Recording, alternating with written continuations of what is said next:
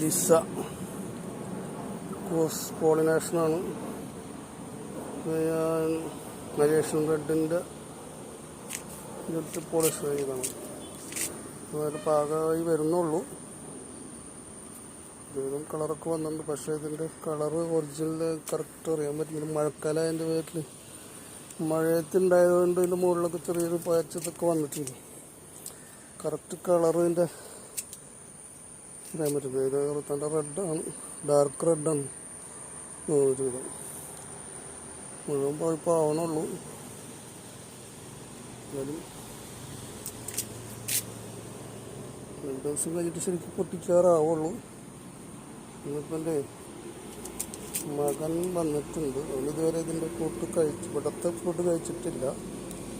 അവൻ ഗൾഫിലാണ്. അപ്പോൾ ഈ ഒരു ഫ്രൂട്ട് ഉള്ളു കൂടാകെ, ബാക്കിയെല്ലാം കഴിഞ്ഞു. ഇപ്പോൾ ലാസ്റ്റാണ് ഈ ഫ്രൂട്ട്. ഇത് ഏകദേശമൊക്കെ പാകമായിട്ടുണ്ട്.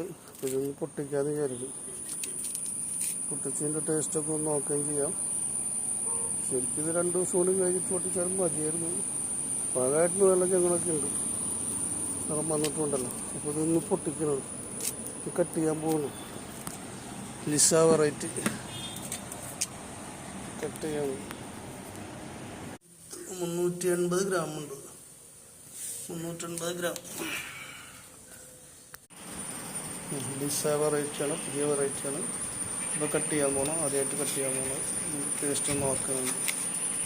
ലിസ നല്ല റെഡ് കളറാണ്.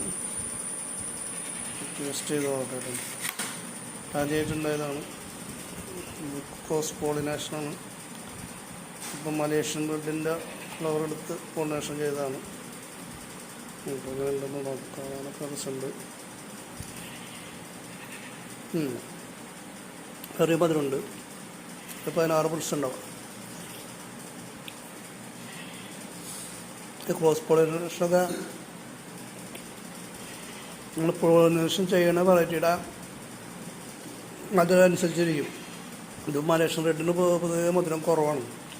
അതിൻ്റെ പോളെടുത്ത് ചെയ്യുമ്പോൾ അതിനനുസരിച്ചുള്ള മധുരം ഉണ്ടാവുള്ളൂ. നല്ല മധുരമുള്ള വെറൈറ്റിയുടെ പോളെടുത്ത് ചെയ്യുകയാണെങ്കിൽ നല്ല മധുരം ഉണ്ടാവും. ഇത് വന്നാലും അത്യാവശ്യം മധുരം ഉണ്ട്, കുഴപ്പമില്ല.